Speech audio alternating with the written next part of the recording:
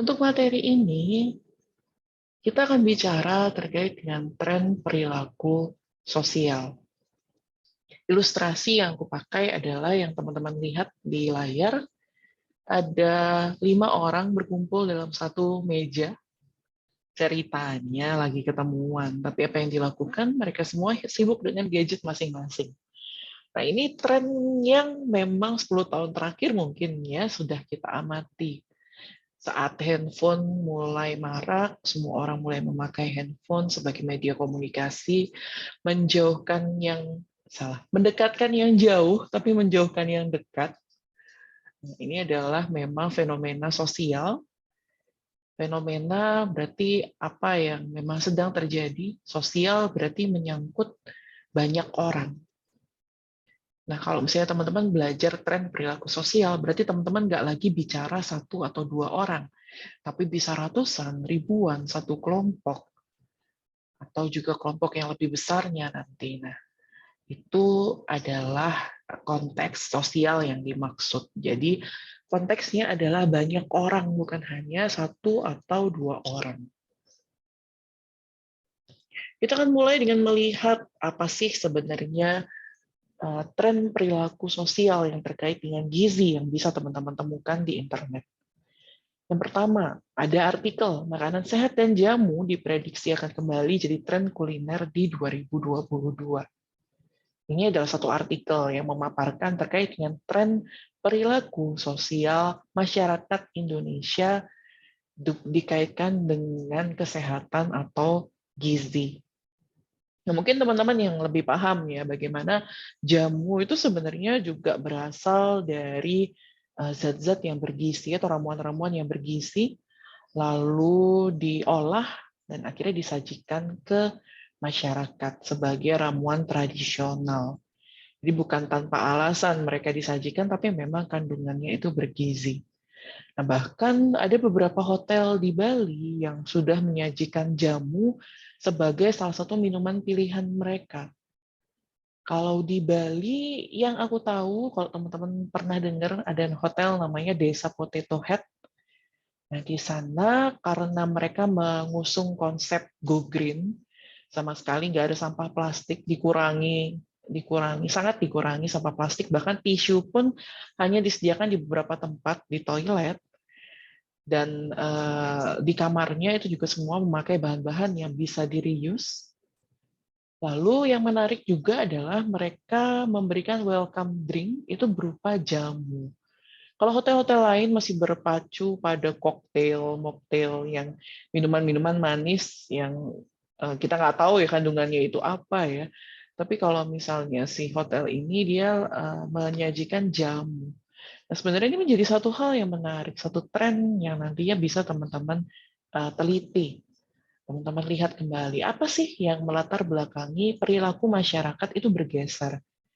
Yang awalnya jamu itu kesannya sangat tradisional, dipikul sama mbok-mbok jamu, yang akhirnya pergi ke rumah-rumah atau pergi ke tempat-tempat yang ramai, kita bisa beli per gelas untuk minum jamu itu. Nah, sekarang justru dikemas dengan lebih steril, dengan lebih higienis, disajikannya nggak di pinggir-pinggir jalan, tapi di hotel, teman-teman. Nah, ini suatu perubahan tren yang kalau kita lihat secara pergerakan di gizi itu sangat positif nantinya ya. Tren yang kedua, bisnis tren masa depan gaya hidup sehat.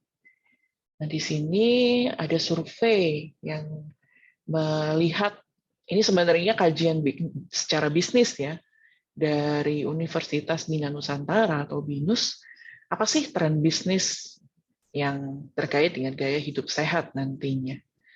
Ini dilansir di 2021 akhir Desember untuk memprediksi tren di 2022, yaitu tahun ini ya. Kita lihat apa sih yang ngetren. Kalau yang terkait dengan kesehatan, di sini ada multivitamin 51,60%. Aplikasi bahan makanan. Jadi kalau mau bisnis bahan makanan itu juga sangat sangat prospekful ya. Sayur dan buah, nah itu juga. Nah, kalau kita lihat dari tren bisnisnya saja, sudah bisa diprediksi bahwa makanan-makanan atau supply dari makanan, terutama makanan yang sehat, itu juga satu peluang bisnis yang akan menjadi tren di 2022. Dan ini juga sudah terbukti kalau misalnya teman-teman search di sosial media, banyak sekali yang menawarkan jasa catering sehat. Dan mereka sudah istilahnya tersertifikasi, misalnya nih mereka menghitung kalorinya berapa dalam setiap sajiannya, memakai bahan-bahan yang organik, tidak memakai minyak goreng, jadi tidak ada gorengan di sana. Kalau goreng pun misalnya pakai air fryer ya seperti itu.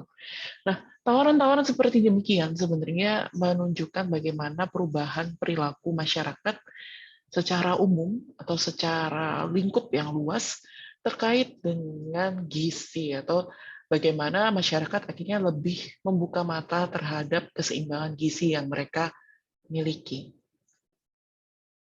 Nah, pertanyaan yang akhirnya menjembatani artikel tersebut dengan bahan kita hari ini adalah mengapa akhirnya banyak orang melakukan suatu hal yang serupa dalam suatu waktu? Kenapa akhirnya banyak orang kok makin concern ya dengan kesehatan? Kenapa akhirnya banyak orang yang istilahnya makin memperhatikan asupan makanan yang mereka miliki? Bagaimana caranya kita bisa melakukan satu perubahan di mindset-nya orang-orang? Contoh misalnya, oke lah, kalau misalnya teman-teman merasa, oke lah Kak, kalau misalnya tren makanan sehat itu semakin tinggi sekarang ya, orang-orang makin menggemari makanan-makanan yang raw food, atau sayur buah, atau makanan-makanan yang organik ya, tidak instan ya. Tapi juga orang-orang itu masih suka loh memakan sesuatu yang tinggi glukosa, misalnya seperti tepung-tepungan, roti, gitu kan. Bagaimana makanan Perancis yang namanya, kalau orang Indonesia biasanya sebutnya croissant ya, atau kalau di bahasa Perancis biasanya disebut croissant. Ada salah satu rotinya itu kan beberapa waktu belakangan populer, karena akhirnya bisa dibuat seperti waffle, bisa dibuat seperti bentuk-bentuk lainnya, padahal bahan dasarnya adalah bahan dasar pastry. Kalau teman-teman pernah dengar istilah makanan ya, istilahnya croffle, croffle itu adalah croissant waffle. Jadi croissant yang dibentuk dalam bentuk waffle. Nah itu kan juga jadi pertanyaan, di saat orang-orang itu getun nih menunjukkan gaya hidup yang sehat, mereka memilih makanan utamanya dalam makanan yang sehat, tapi jajanannya ternyata masih hal-hal yang seperti kroffel, croissant, atau banyak yang minum boba, atau kenapa mixed-way laris banget nih di Bali. Kalau teman-teman lihat ya, ada satu chain, satu franchise, itu dessert sebenarnya dari Cina, namanya itu mixed-way. Nah, di sana kalau teman-teman perhatikan, masing-masing outletnya itu ramai banget biasanya dikunjungi. Karena yang pertama harganya murah, tapi di sana isinya semuanya adalah ya bisa dibilang dessert-dessert yang tidak bergizi, yang tidak ada gizinya ya sama sekali. Nah, kenapa akhirnya kok bertolak belakang banget ya? Pertanyaan-pertanyaan itu bisa kita jawab dengan materi yang akan teman-teman pelajari hari ini. Ada mulai dari atribusi, sikap, atau attitude dari seseorang, dipengaruhi juga oleh konformitas, oleh obedience, dan nanti juga teman-teman di materi yang selanjutnya yang terkait dengan persuasi, teman-teman bisa menyusun sendiri bagaimana caranya mempengaruhi orang untuk mengubah perilakunya atau mengubah gaya hidupnya. Nah, kita mulai dari yang pertama. Mengapa sih banyak orang melakukan suatu hal yang serupa dalam satu waktu? Jawaban yang pertama ada di atribusi. Nah, ternyata ada beberapa hal yang bisa membuat seseorang melakukan suatu hal. Kalau kita lihat dalam konteks yang besar, dalam konteks yang masyarakat, nah ternyata ada beberapa hal yang mempengaruhi masyarakat itu bisa atau tidak melakukan sesuatu. Sukses nggak sih melakukan suatu perubahan? Atau kenapa sih akhirnya mereka melakukan suatu hal? Nah, itu bisa dijawab oleh model atribusi yang dikeluarkan oleh Weiner. Weiner menyatakan bahwa model atribusi itu dipengaruhi oleh dua dimensi. Ada yang stabilitasnya, ada yang internal atau eksternalnya. Masing-masing kotak ini punya contohnya masing-masing, teman-teman. Kita lihat per kotaknya ya. Yang pertama, unstable cause dan internal. Unstable berarti tidak stabil atau sifatnya itu sementara. Dan itu disebabkan oleh sesuatu yang internal, berarti berasal dari dalam dirinya. Kenapa sih kira-kira orang-orang mau makan makanan yang sehat? Oh, ternyata mood-nya lagi baik, dia lagi good mood nih, dia lagi pengen hidup sehat. Atau biasanya awal tahun nih, dia lagi semangat banget nih untuk membuat resolusi 2022 hidup sehat, gitu kan. Nah, akhirnya apa? Itu menyebabkan dia bisa makan makanan yang sehat. Nah, tapi kita lihat lagi, karena ini adalah faktor yang unstable, yang temporary, akhirnya apa? Belum tentu itu bertahan lama, teman-teman. Resolusi tahun baru yang dari awal, dari dalam diri ya, sudah kita canangkan, ayo 2022 aku mau hidup lebih sehat, gitu kan. Nah, tiba-tiba akhir bulan Januari udah, capek ya kayaknya hidup sehat, bosen gitu, makanannya gitu-gitu aja, udah aku makan biasa aja, gitu kan. Nah, udah kembali ke zero ya, udah kembali ke nol lagi akhirnya. Karena apa? Sifatnya, mood itu adalah sifatnya tidak stabil atau sementara, dan juga itu sifatnya berasal dari internal. Kita lihat contoh lainnya, yang internal tapi yang relatif lebih stabil. Oh, kenapa kamu mau makan makanan yang sehat? Karena aku punya skill memasak yang jago. Skill, kemampuan, intelijensi, bagaimana keterampilan kita melakukan sesuatu, itu adalah sesuatu yang sifatnya relatif menetap. Nggak mungkin kita yang awalnya bisa masak, terus tiba-tiba besok nggak bisa masak, gitu kan. Minimal kalau misalnya kita sudah menguasai teknik masak tertentu, contoh misalnya teman-teman bisa masak nasi yang benar, hasilnya pulen seperti yang diinginkan, nah itu kan berarti sebuah keterampilan yang bisa teman-teman miliki. Dan itu bisa menjawab, akhirnya kenapa orang-orang bisa hidup sehat ya.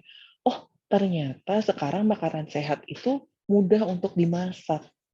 Karena tidak perlu bahan-bahan yang ribet, nggak perlu bumbu rempah-rempah yang banyak. Teman-teman cuma perlu misalnya sedikit garam dan sedikit merica, misalnya seperti itu. Atau makanannya tanpa dibumbuin pun sekarang sudah jadi tren ya, sehat ya. Karena akhirnya walaupun tawar, tapi itu gizinya cukup untuk tubuh kita, misalnya seperti itu. Nah, kemampuan memasak itu membuat orang-orang akhirnya bisa makan makanan yang sehat. Dan itu adalah faktor yang stable karena dia relatif menetap. Kemampuan memasak seseorang kan nggak tiba-tiba dalam semalam hilang gitu kan. Dan dia berasal dari dalam diri. Kita lihat yang faktornya dari luar diri. Kenapa ya orang-orang itu akhirnya beralih ke hidup yang sehat? Oh, ternyata opportunity-nya atau kesempatannya dari luar itu sangat besar sekarang. Kalau dulu susah banget nih nyari catering sehat. Jadi kalau misalnya dia nggak punya kemampuan masak, nggak punya mood yang baik atau motivasi dalam diri untuk hidup sehat, akhirnya apa? Dia nggak bisa melakukan itu. Nah, tapi sekarang karena setiap kali buka sosial media langsung ada, oh catering sehat dari brand A, catering sehat dari brand B. Nah, akhirnya apa? Itu menjadi satu kesempatan yang akhirnya membuat dia tertarik untuk melakukan perilaku hidup sehat. Nah, iklan-iklan atau tawaran-tawaran terkait dengan catering sehat atau sesuatu yang akhirnya membuat dia melakukan hidup yang sehat, itu merupakan satu faktor yang sifatnya eksternal karena dari luar diri, dan sifatnya adalah unstable atau temporary. Karena cuma sementara kan itu ada. Nggak mungkin iklan itu bertahan selama-lamanya di sosial media kita. Pasti ada waktu di mana iklan itu akan digantikan oleh iklan lainnya. Nah, itu sifatnya hanya temporary dan dari luar, tapi akhirnya bisa mendukung kita untuk melakukan suatu hal, seperti makan lebih sehat. Ada lagi yang sifatnya eksternal dan cenderung stabil. Kenapa ya orang-orang mau hidup yang sehat? Oh, ternyata hidup sehat itu gampang. Gampangnya gimana? Tadi selain si faktor eksternal ya, ketersediaannya itu banyak, ternyata itu merupakan satu pemahaman atau ada satu informasi baru bahwa hidup sehat itu cukup dengan memakan raw food atau makanan-makanan yang mentah. Makanya hidup dengan memakan salad atau sayuran-sayuran yang mentah itu sangat disarankan. Nah, karena akhirnya itu mudah, teman-teman, praktis, bisa dilakukan siapa aja, even orang yang nggak bisa nyalain kompor pun bisa akhirnya membuat salad. Akhirnya itu menjadi suatu faktor orang bisa hidup sehat dengan permanen. Dan itu adalah faktor penyebab yang eksternal atau dari luar dirinya. Karena dia mudah melakukan sesuatu. Dia bisa, semua orang bisa. Dan semua orang memiliki akses untuk membeli bahan-bahan sayur-sayuran yang segar. Nah, mungkin faktor yang stable dan eksternal cause ini lebih mudah didapatkan di kota-kota besar ya. Kalau teman-teman misalnya dari daerah terus balik ke daerahnya, mungkin pilihannya akan lebih sedikit. Mungkin saat ingin memakan sesuatu yang sehat ya benar-benar harus ke pasar setiap hari. Tidak bisa mengorder Gojek, GoFood dan segala macamnya karena ya memang yang ada di sana sebenarnya kurang sehat seperti itu. Nah, semoga teman-teman bisa memahami masing-masingnya dari stability dimension dan juga internal external dimension. Yang kedua, kenapa ya orang-orang bisa akhirnya melakukan perilaku yang bersamaan nih dalam suatu waktu? Yang kedua adalah karena adanya sikap, teman-teman. Sikap itu apa sih? Pemikiran berupa evaluasi positif atau negatif dari suatu hal. Nah, saat kita ingin melakukan sesuatu, kita pasti punya sikap terhadap hal tersebut. Contoh, saat kita ingin hidup sehat, kita melihat gimana sih orang yang hidupnya sehat itu, oh berarti punya aktivitas, oh berarti makanannya dijaga, oh berarti dia tidur yang cukup, misalnya seperti itu. Nah, bagaimana, apa sikap kita terhadap semua hal itu, kita akan lihat dari 3 komponen, kognitif atau pikiran, afektif atau perasaan, dan behavior atau perilaku. Secara kognitif, kita pikirkan, oh hidup sehat dengan kriteria yang harus makan makanan tertentu, lalu berolahraga secara teratur, tidur yang cukup, gampang kayaknya aku bisa nih, gitu kan. Nah, kalau pemikiran seperti itu berarti sikapnya nanti akan cenderung positif. Secara afektif, kira-kira teman-teman merasa apa saat harus berhidup atau mengubah hidup seperti demikian? Oh, ternyata perasaan yang mengikuti adalah perasaan optimis. Aku yakin aku bisa kok melakukan itu. Akhirnya kita bahagia dalam menjalaninya. Itu menjadi satu faktor yang positif lagi. Akhirnya sikap kita akan berubah menjadi positif terhadap hidup sehat itu. Dalam komponen yang ketiga, yaitu perilaku. Nah, kira-kira apa yang teman-teman lakukan? Teman-teman akan mau melakukan ketiga hal itu atau tidak? Ternyata setelah dicoba, kita bisa loh melakukan menjaga pola makan. Kita bisa menjaga tidur yang cukup. Tapi mungkin aktivitas kita nih yang kurang. Akhirnya itu mempengaruhi sikap. Yang tadinya positif-positif, akhirnya ragu-ragu nih sikapnya. Bisa nggak ya kita positif melakukan hidup yang sehat? Nah, kenapa sikap ini perlu untuk kita pelajari? Karena nantinya saat ingin mempengaruhi seseorang untuk melakukan suatu hal, hal pertama yang kita lakukan adalah mempengaruhi sikapnya. Sikap ini adalah satu hal yang penting untuk bisa menentukan perilaku seseorang.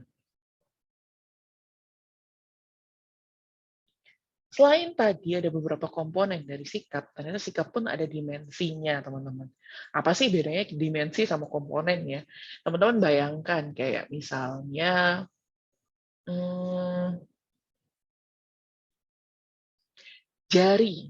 Jari tangan itu memiliki komponen kuku, kulit, otot, tulang yang membentuk satu jari tangan. Nah, tapi ternyata jari tangan pun memiliki beberapa dimensi. Dimensi itu lebih ke arah sudut pandangnya ya. Jadi saat kita melihat jari tangan kita dari depan, oh bentuknya itu kayak gunung-gunung, gundukan gunung ya kalau dari depan. Kalau dari atas, oh bentuknya panjang-panjang. Kalau dari bawah, oh bentuknya ternyata ada ruas-ruasnya. Kalau dari samping, oh bentuknya seperti satu gundukan bukit, misalnya seperti itu. Nah, kalau kita bicara tadi komponen adalah bagian-bagiannya, sementara dimensi nanti adalah sudut pandangnya. Ini pengantar aja ya, supaya teman-teman paham apa sih bedanya komponen dan dimensi. Kenapa kita harus lihat komponen, kenapa kita harus tahu dimensi juga. Nah, sekarang, apa sih dimensi dari sikap itu? Dimensi dari sikap ada 3, strength, accessibility, dan ambivalence. Kekuatan, seberapa mudah untuk diakses, dan seberapa konsisten hal itu. Yang pertama, seberapa kuat suatu sikap. Kalau kita punya sikap yang kuat terhadap suatu hal, maka itu akan semakin sulit untuk diubah. Kalau kita punya satu pandangan, satu sikap bahwa hidup sehat itu adalah hal yang utama yang harus kita prioritaskan. Nah, semakin kuat pandangan itu, maka kita tidak akan tergoda nih dengan junk food. Kita tidak akan tergoda dengan mager, cuma tidur-tiduran seharian. Tapi kita punya jadwal yang rutin untuk mengontrol perilaku kita. Accessibility. Mudah nggak sih sikap itu untuk diakses? Maksudnya apa mudah atau tidaknya? Sekarang accessibility itu sangat tergantung pada sosial media, teman-teman.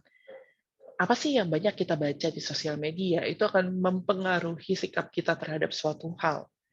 Semakin sering kita melihat suatu hal yang positif, yang terkait dengan sikap kita, contoh setiap buka sosial media yang ada adalah iklan resep makanan sehat, atau yang ada adalah postingan bagaimana caranya membentuk otot tangan, misalnya seperti itu. Nah, itu adalah accessibility yang tinggi, yang akhirnya membuat semakin sering muncul hal-hal yang positif terkait dengan pembentukan perilaku hidup sehat dalam diri kita. Next adalah ambivalence. Konsisten nggak sih kita dalam melakukan hal itu?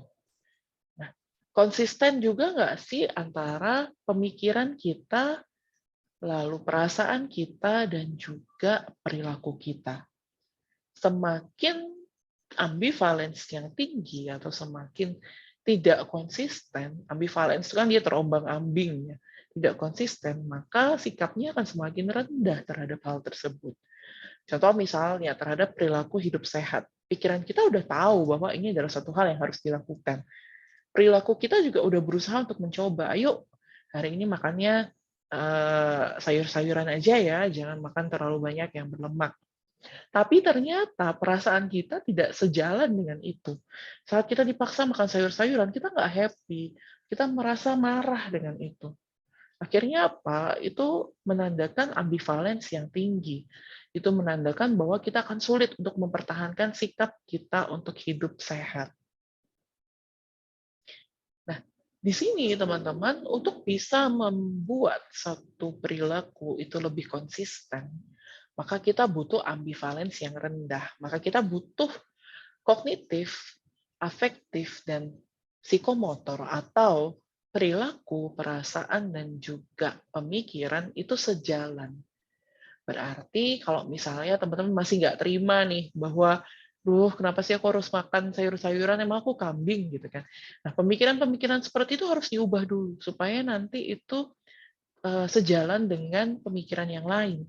Teman-teman mau hidup sehat, berarti teman-teman harus bisa memilah makanan mana yang perlu dimakan, makanan mana yang tidak.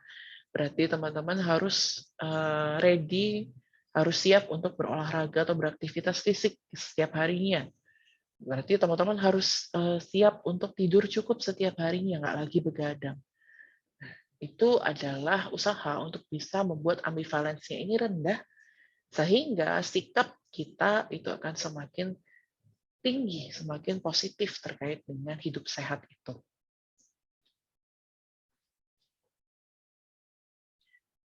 Selanjutnya, apa sih juga yang bisa mempengaruhi perilaku kita? Ada yang namanya konformitas, teman-teman. Konformitas itu terjadi saat seseorang itu menyerah dan mengikuti tekanan sosial. Dipengaruhi oleh dua hal, ada yang namanya normative influence, ada yang namanya informational influence.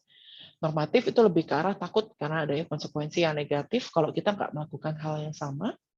Informational influence, konformitas karena membutuhkan petunjuk untuk bersikap dalam situasi yang ambigu. Contohnya seperti apa? Misalnya teman-teman yang pendatang nih di Bali. Teman-teman yang pendatang, teman-teman akan cenderung melihat orang-orang lain kalau di Bali ini makannya seperti apa sih?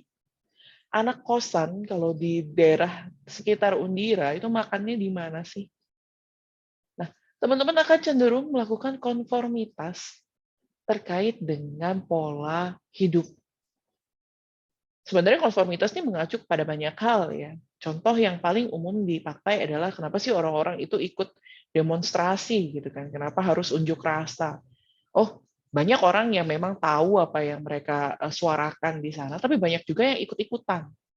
Nah, ikut-ikutan ini yang kita maksud dengan konformitas. Termasuk juga nantinya dengan pilihan makanan. Yang awalnya mungkin di daerah asal teman-teman, karena setiap hari dimasakin sama ibu, jadi makanan teman-teman sangat bergizi ya. Nah, tapi setelah di Bali, teman-teman akan mengikuti. Teman-teman kosannya makannya biasanya di mana sih? Oh, ternyata teman-teman kosan makannya di warung Vietcong. Ini aku nggak ini ya, tidak menyebut warung Vietcong itu bergizi atau tidak ya. Tapi teman-teman bisa menilai sendiri. Nah, saat makan setiap hari di warung Vietcong, kira-kira kebutuhan gizinya tercukupi atau enggak ya? Soalnya teman-teman sudah berpikir nih bahwa oh kayaknya mencukupi, oh kayaknya enggak. Nah, kenapa teman-teman masih akhirnya mengikuti itu? Oh, ternyata ada normatif influence di sana, ada konformitas yang dipengaruhi oleh normatif influence. Emang maksudnya seperti apa sih? Kenapa teman-teman masih makan di Vietcong walaupun teman-teman sudah tahu bahwa di sana tidak bergizi, misalnya seperti itu ya. Oh, karena teman-teman satu kosan atau teman-teman satu geng itu semuanya makan di sana. Kalau aku nggak ikut, nanti aku nggak diajak pergi lagi. Kalau aku nggak ikut, berarti aku nggak dianggap sebagai teman lagi. Akhirnya kita ikut-ikutan si teman-teman itu untuk makan di Vietcong, misalnya seperti itu. Next, ada juga yang dia konformitas atau ikut-ikutan karena adanya informational influence. Karena dia nggak tahu harus gimana, gitu kan. Karena dia nggak tahu harus makan di mana. Contoh saat pertama kali teman-teman datang, teman-teman ikut makan di Vietcong karena teman-teman nggak tahu ada warung lainnya nih yang buka di sekitaran Undira, misalnya seperti itu. Atau dalam situasi lain, misalnya teman-teman pengen hidup yang sehat nih, tapi teman-teman diajak untuk makan junk food atau teman-teman diajak untuk jajan yuk di sini gitu kan, ada tempat minum baru nih, boba baru nih yang ini yang buka gitu kan. Nah, karena teman-teman merasa bahwa aduh gimana ya, kira-kira di boba itu ada minuman yang aman nggak ya untuk aku minum? Akhirnya karena teman-teman nggak tahu, teman-teman berusaha untuk mencari petunjuk di sana, teman-teman ikut ke tempat yang direkomendasikan oleh teman itu. Nah, di sana kenapa akhirnya kita memilih untuk mengikuti orang lain atau memilih untuk melakukan konformitas? Karena kita butuh petunjuk. Sebenarnya dalam situasi seperti itu, aku harus gimana sih? Karena aku belum tahu nih makanannya sehat atau enggak. Ya udahlah aku ikut aja. Misalnya seperti itu. Nah, kembali lagi, sebenarnya contohku untuk dari tadi ya aku mencontohkan perilaku sosialnya adalah perilaku hidup sehat. Kesannya kan kayak, aduh masa segitunya sih Kak menjaga perilaku hidup sehat harus benar-benar tidak dipengaruhi oleh orang lain, harus benar-benar sikapnya positif. Nah, kembali lagi, ini adalah kondisi yang idealnya, teman-teman. Ada beberapa orang yang bisa melakukan ini. Dia memang hidup sehat dengan memilih semua asupan makanannya, berolahraga. Nah, tapi kembali lagi, ada juga yang memang punya pandangan yang positif terhadap hidup sehat, sikap yang positif, tapi belum tentu bisa melakukannya secara sempurna. Tapi karena ada konteks ya teman-teman, di bidang gizi adalah terkait dengan perilaku hidup sehat itu, maka aku memakai contoh perilaku hidup sehat ini.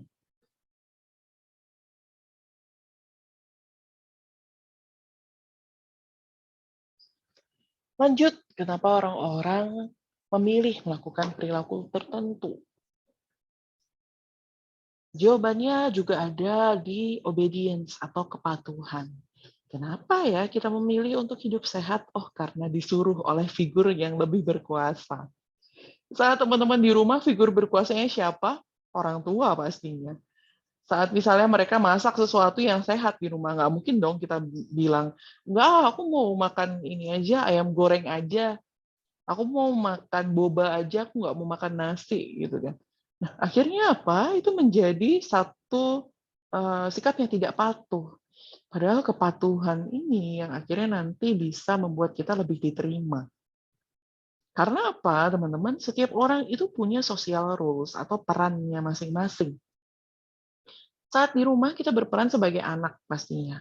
Anak dari orang tua yang akhirnya harus patuh, harus melakukan obedience terhadap orang tua kita. Nah, ini adalah satu peran secara sosial yang perlu untuk kita lakukan. Nah, ternyata obedience, kepatuhan ini, dan juga peran sosial itu sangat mempengaruhi perilaku kita.